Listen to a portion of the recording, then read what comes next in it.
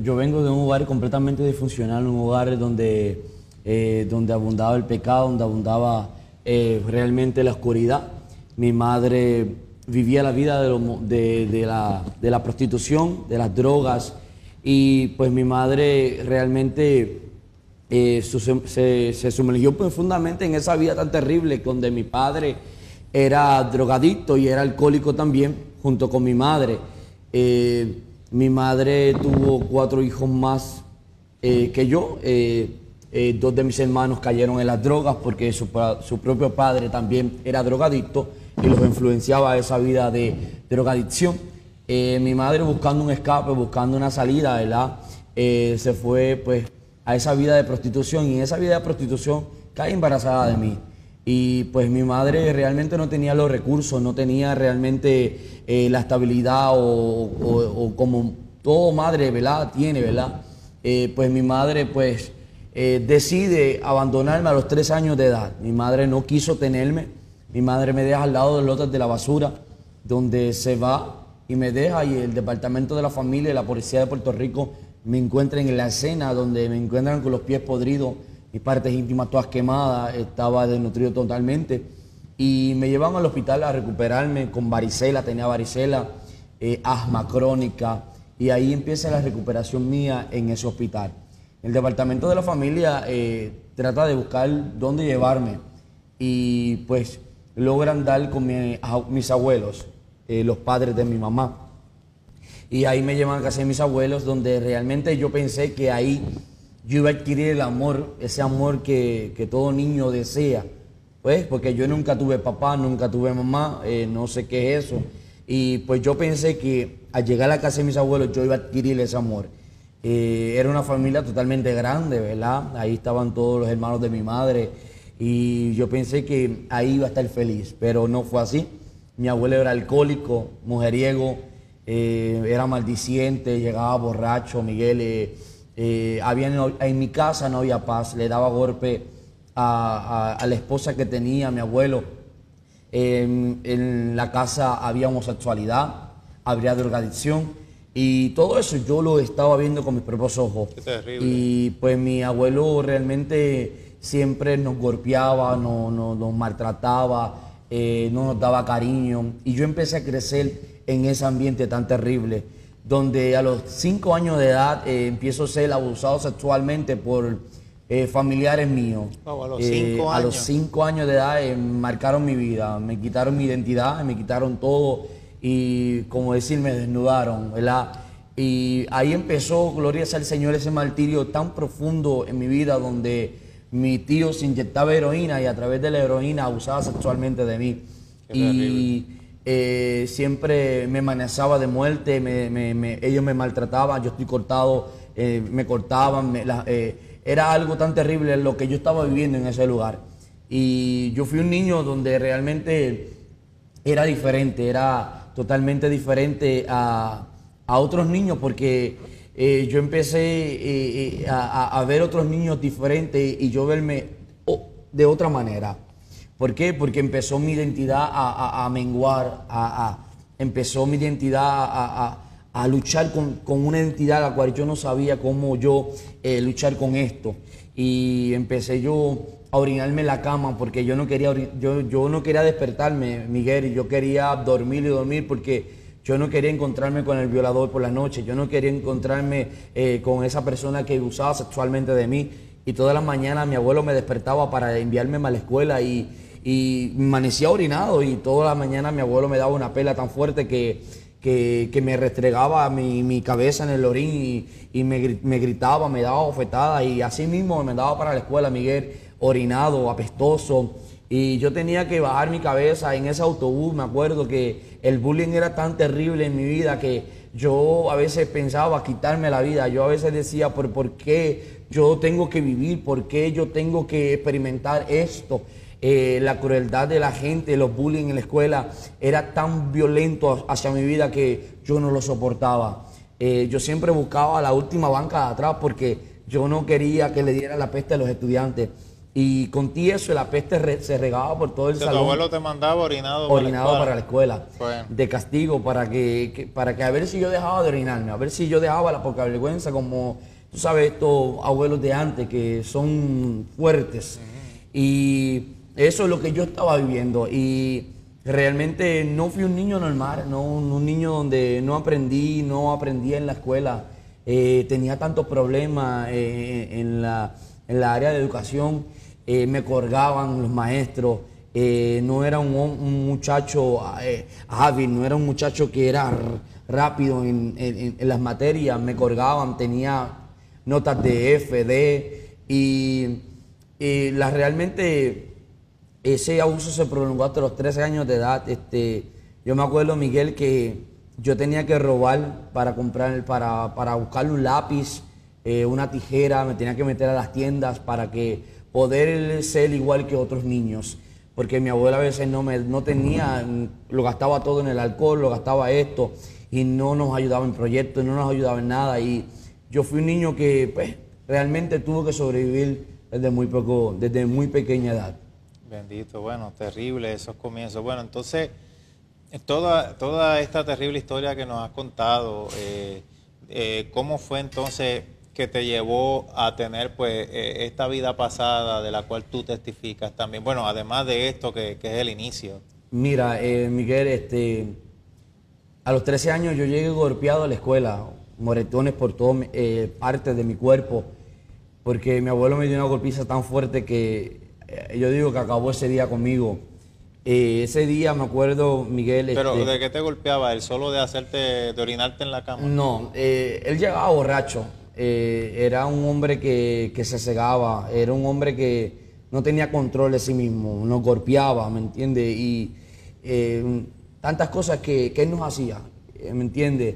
Y ese día yo me acuerdo que él me golpeó fuertemente y me envió así para la escuela. Y ese día me acuerdo que el departamento de la familia llegó a la escuela y empezaron a entrevistarme y preguntarnos que qué me estaba pasando a mí, que porque yo llegaba de esa manera a la escuela y tantas cosas, y yo no quería relatar mi historia, yo no quería relatar lo que yo estaba viviendo. Le tenía terror a mi abuelo, a mis tíos, y me acuerdo que ahí me remueven de casa de mis abuelos y me llevan de hogares sustitutos, hogares de crianza. Empecé a vagar por todo Puerto Rico de hogar sustituto porque yo no me adaptaba a esos lugares. Se repetía la misma escena: maltrato, desprecio, rechazo. Y por segunda vez fui violado sexualmente en uno de esos lugares de crianza. Empecé a ser abusado sexualmente. Ahí donde fue, Miguel, yo exploté porque no aguanté más. Yo dije, ellos no son mi familia, ellos no son nada. El diablo me decía, mátalos, suicídate y acaba contigo. Y eso es lo que realmente yo tenía en mi mente y intentaba contra mi vida de muchas maneras. El departamento de la familia lo que hacía era internarme en psiquiatría y más nada. No había solución para mi vida y yo decía, yo no merezco vivir esto, yo no merezco vivir esta vida que yo llevo. Yo dije, me voy a las calles, voy a buscar mi independencia, voy a buscar todo lo que realmente muchos jóvenes buscan. Y me fui a las calles, Miguel, me fui a las calles, empecé a deambular por San Juan, Viejo San Juan, Santurce y la 65 de Infantería. Empecé a deambular por esos lugares, ahí donde conozco las drogas, el alcohol y la prostitución. Ahí empiezo a vestirme de mujer, ahí empiezo a vender mi cuerpo, a explotar mi cuerpo sexualmente, y ahí realmente conozco la cruel realidad de la oscuridad de la vida de la prostituta. Realmente jamás en mi vida pensé que la vida de la prostitución sería tan fuerte como lo que yo viví en esa vida. Ahí hay violaciones, ahí hay maltrato, ahí te dan golpes, ahí yo estuve a punto de pistola, me violaban, a punto de cuchillo, me tiraban de los carros, me asaltaban. Bueno, yo pasé tantas cosas en la vida de la prostitución, Miguel, y ahí se va formando el personaje de Melania. Se forma en un mundo de fiera, un mundo de oscuridad. Y ahí empiezo a crecer, a tratar de sobrevivir en las calles. Melania era la persona que, por así decirlo, pues tú encarnabas porque pues tú fuiste transexual. Vamos a pedirle, verdad, al señor director que nos muestre rápidamente, verdad, estas imágenes. Pues ese eras tú antes de aceptar a Cristo como único Señor y Salvador personal. Bueno, y salir de esa vida, entonces.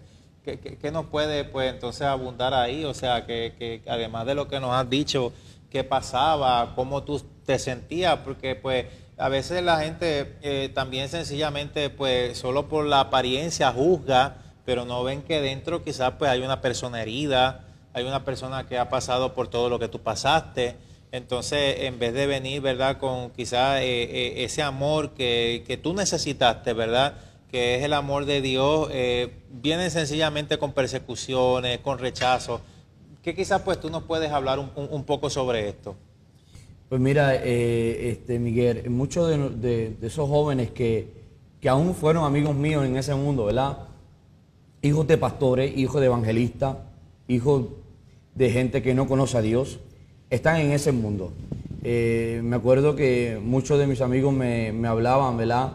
Me decían, fui violado, fui maltratado, mis padres eran drogadictos, eran borrachos, mis padres nunca me aceptaron como en la condición que yo estaba, y tantas cosas que ellos me hablaban a mí. Y yo creo que lo que me causó a mí llegar a ese mundo fue el rechazo, el abandono, el maltrato y los abusos sexuales que constantemente abusaban conmigo. Yo digo que toda esa presión, todo eso que yo tenía dentro me impulsó a ese mundo. Porque yo digo, Miguel, yo digo que es tan duro soportar lo que yo soporté.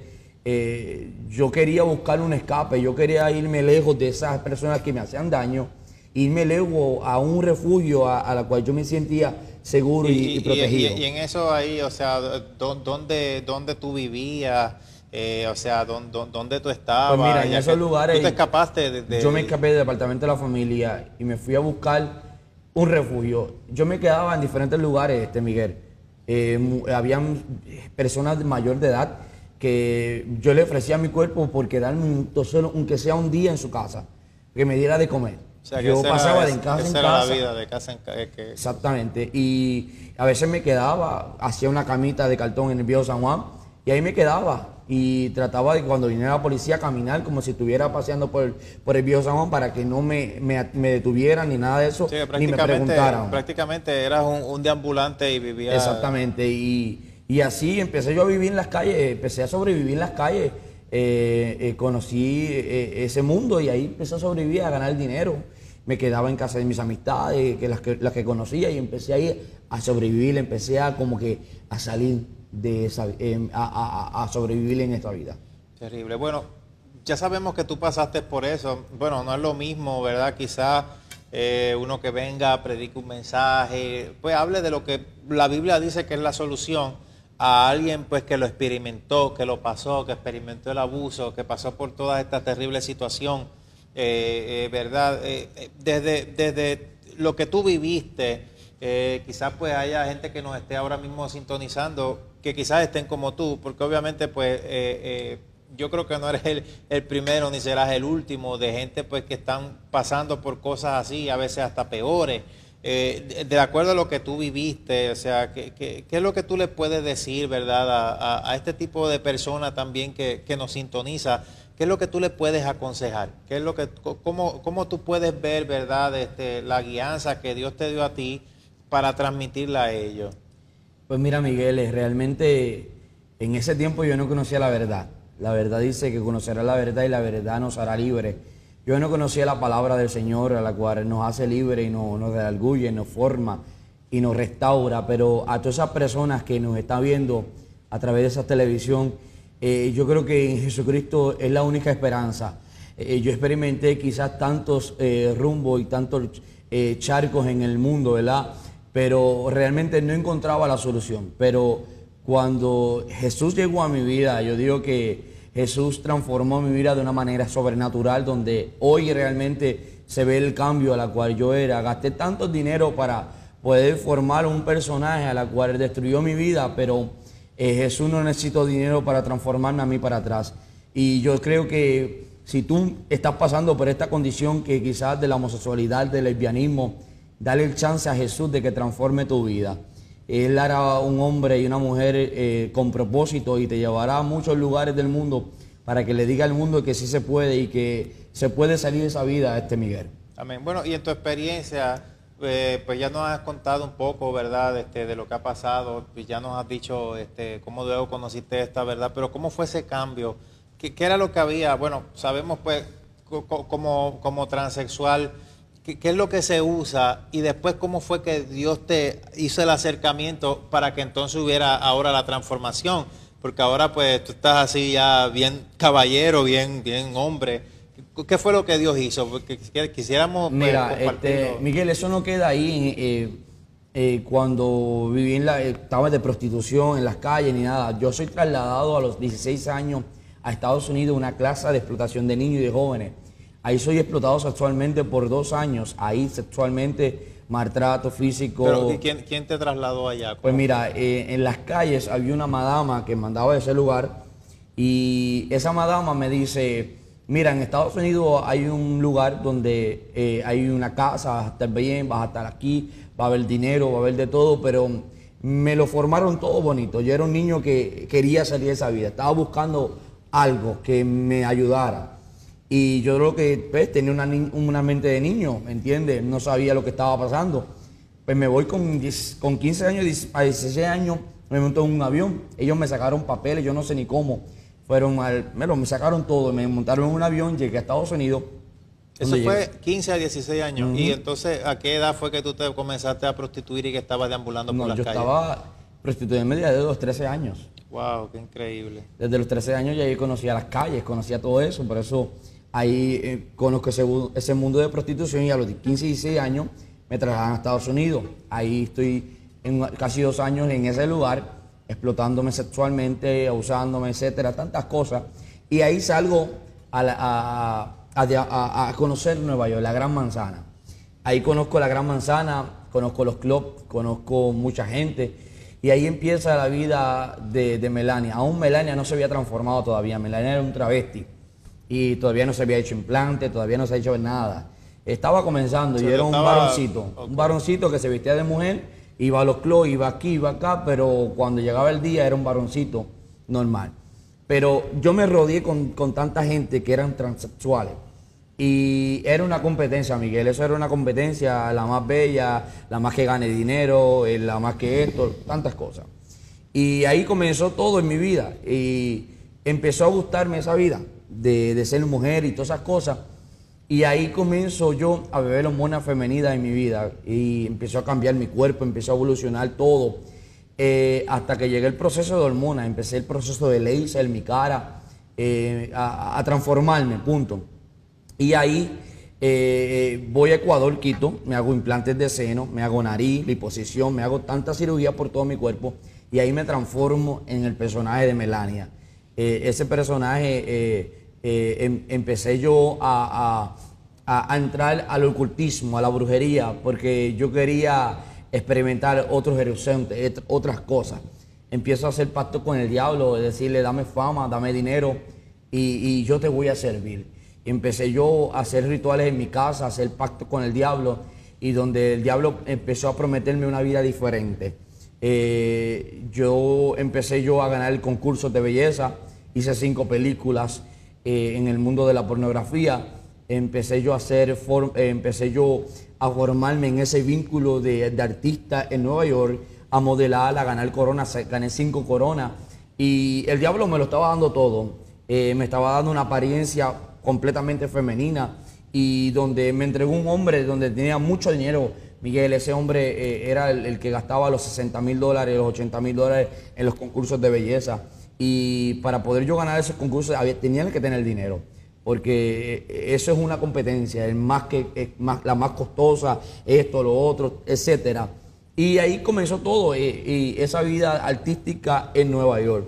Pero a pesar de todo eso, de lo que yo estaba viviendo, la posición que tenía, todo lo que tenía, en un momento dado yo fui, me acuerdo, un viernes, me fui, me preparé y me fui para el show porque tenía show esa noche en esa discoteca. Y me acuerdo que en esa noche, en esa discoteca, yo estaba bien concentrado en lo que estaba haciendo. Y de momento escuché una voz audiblemente que me dijo, vuelve a casa. Jamás en mi vida había escuchado voces, jamás en mi vida había escuchado de ese poder de Dios, jamás en mi vida. Yo dije, yo moriré transexual y así me quedo. No había escuchado una voz como esa, pero sí una voz que te matara, pero esa fue diferente. Exactamente, exactamente. Okay. Y escuché esa voz que me dijo, vuelve a casa. Yo me turbé, yo dije, ¿de dónde viene esta voz? Seguí el show y me seguí en el show, pero volví la voz, me dijo, vuelve a casa. Eso como que el corazón como que me empezó a repetir tan rápido, como que no era normal. Me fui al camerino a prepararme porque tenía otro próximo show y cuando me estoy maquillando, vuelve la voz, me dice, vuelve a casa. Cuando esa voz me habló tan dulce que el corazón empezó a ablandarse. Yo tenía un corazón de piedra, yo no creía en nadie. Yo odiaba a todo el mundo, ¿entiendes? Y ese corazón empezó a como que a romperse. Y yo empecé a llorar en ese camerino. Mis amistades me decían, ¿qué te pasa, Melania? Y yo digo, no me pasa nada. Siento algo y no sé qué está pasando conmigo. Algo fue que no me permitió yo seguir el show. Cogí las cosas mías y me fui a mi hogar. Cuando me fui a mi hogar, yo estaba en el taxi llorando y llorando y llorando y llorando. Y yo no sabía qué estaba pasando con mi vida, ni sabía qué es lo que estaba sucediendo. Y el taxista me dice, joven, ¿qué le pasa? Y yo le digo, no me pasa nada, me siento ganas de llorar nada más. Nada, le pagué el taxi. Cuando me bajé del taxi, sentí a alguien que se bajó conmigo. Y yo sentía un temor, un miedo que yo no sabía de dónde viene ese miedo.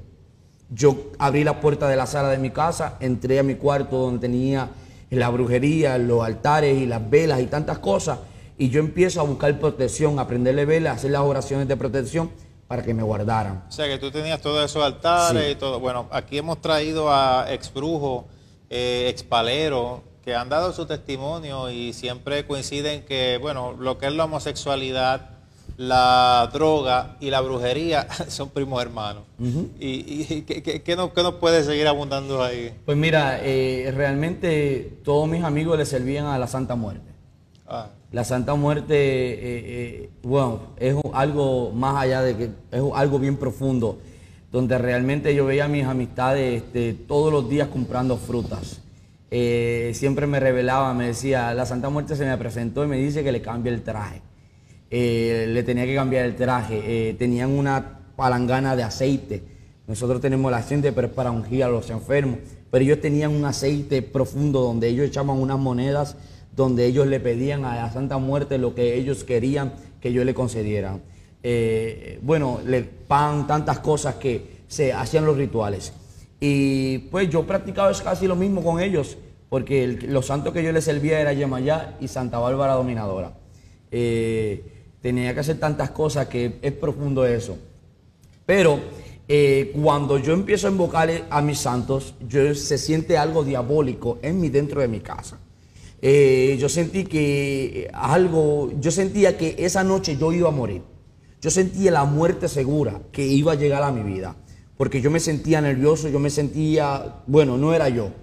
De momento abrí la puerta de la sala de mi casa y yo dije, son las 2 y pico de la mañana, no puede ser mi roommate que venga con un cliente a esta hora, déjame no hacer ruido para que no se vaya el cliente. Le dije entonces, cuando abro la puerta, a ver si era mi roommate, cuando abro la puerta en medio de la sala había un demonio muy grandote, un principado feísimo que... O sea, que lo viste ahí, antes no los habías visto. Nunca en mi vida había visto eso. Yo vi ese aparato que yo corrí para mi cuarto corriendo y temblando porque yo no sabía qué hacer. Entonces, de momento, yo cojo la colcha y me la tiro por encima.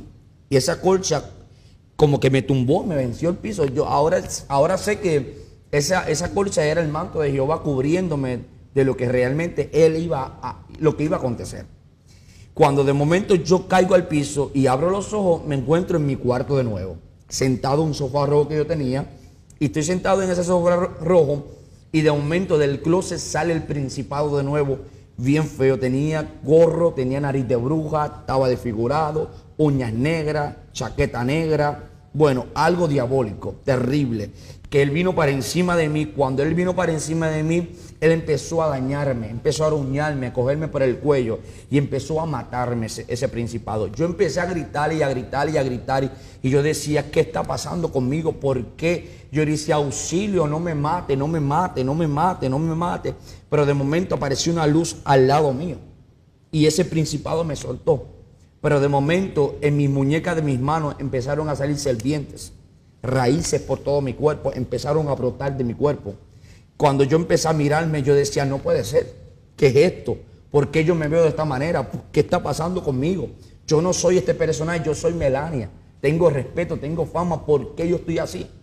Entonces me fui a mirar en el espejo. Cuando me miré en el espejo tenía una corona de serpiente en mi cabeza. Tenía mi cara desfigurada y mi cuerpo lleno de serpientes y de raíces.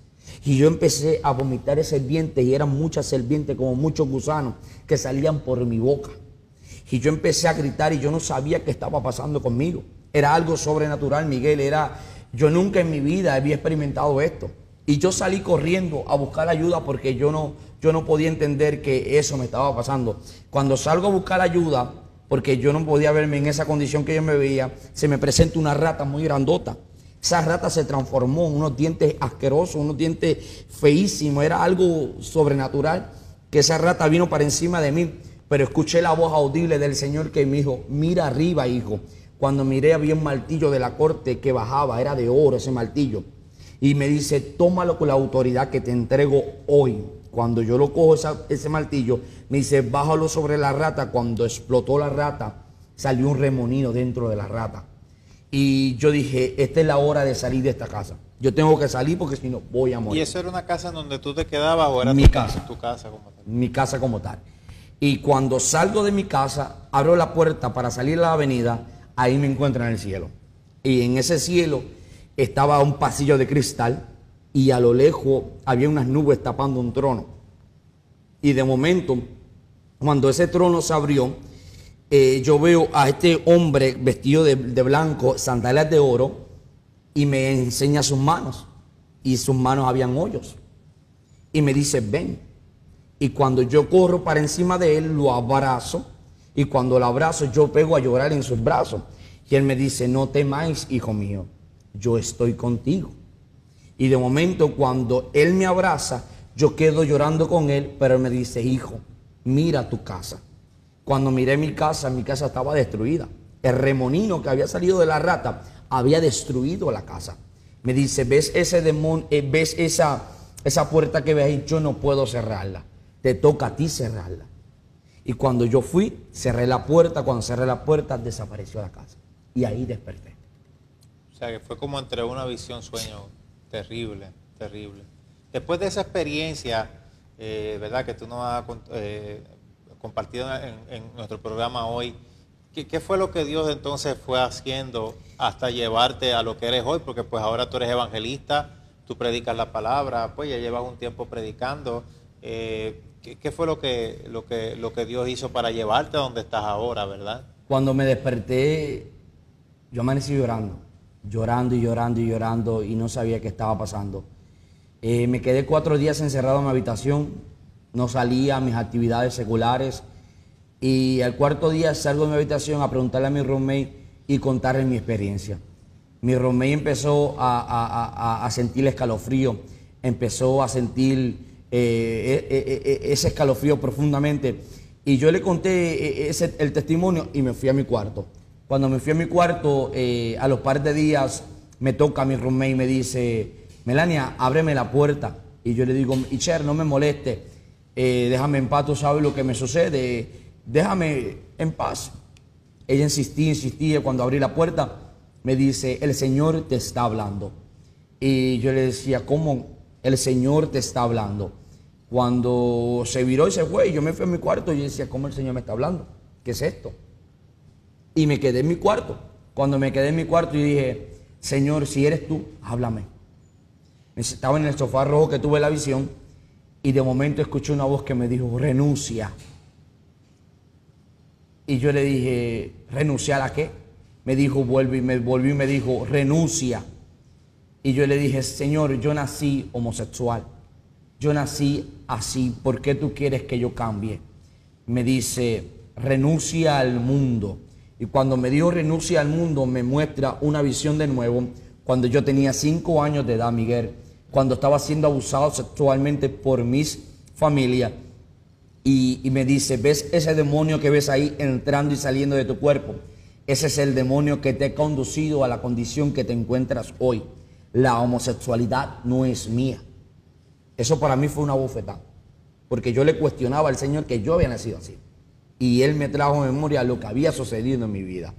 Por eso que el demonio de la homosexualidad y otros demonios entran cuando el niño no tiene conocimiento del bien y del mal, para que ese niño empiece a crecer con una mente reprobada y ellos crean que han nacido así ¿me entiende? Y eso es lo que Dios me explicaba a mí, ¿me entiende? Y por eso yo decía, yo nací homosexual. Desde que tengo uso de razón, a mí, yo nací para ser una mujer. Yo decía así. Y cuando pasó todo eso, ¿verdad? Yo dije, Señor, te entrego mi vida. Te entrego mi vida. Y heme aquí, empecé yo a sentir los ríos de agua viva en ese cuarto. Me acuerdo que empecé yo a llamar a un amigo que tenía que era cristiano. Empecé a relatarle la historia, qué es lo que había sucedido. Y esa noche me acuerdo que él me dijo, ¿quieres aceptar a Cristo como tu Salvador? Esa noche la acepté. Empecé a danzar, empecé a ir a la iglesia. Y ahí empezó mi trayectoria. Empecé yo a esa transformación. Me acuerdo que el estilista que me hacía el cabello me lanzaba para los concursos. Yo y ella no nos hablábamos. Hace 2 años y pico que cortamos la comunicación. Y Dios permitió que esa mujer llegara a mi vida de nuevo. Y esa mujer, Dios la había ya convertido. Yo no tenía dónde quedarme, Miguel Sánchez. Yo lo que tenía alrededor eran todos homosexuales. Y yo decía, si yo vuelvo a esta vida, voy a seguir la misma. Yo tengo que salir de aquí. Y me fui a casa de mi estilista. Cuando me fui a mi casa de mi estilista, estuve un par de meses ahí y ella me dice, Ángel, el Señor me visitó y me dice que te dé $3,000 el pasaje y que vayas a Ecuador de nuevo. A los 6 meses de convertido voy a Ecuador y cuando voy a Ecuador el médico que me operó toda la cirugía, que me hizo toda la cirugía, ese mismo médico Dios lo convierte para su gloria. Ahí Dios lo convierte, Él se convierte en el Evangelio y ahí me quitan los implantes, me quitan todo y ahí empiezo yo a adquirir de nuevo la fuerza de hombre, la fuerza masculina y ahí empiezo yo a crecer en el Evangelio.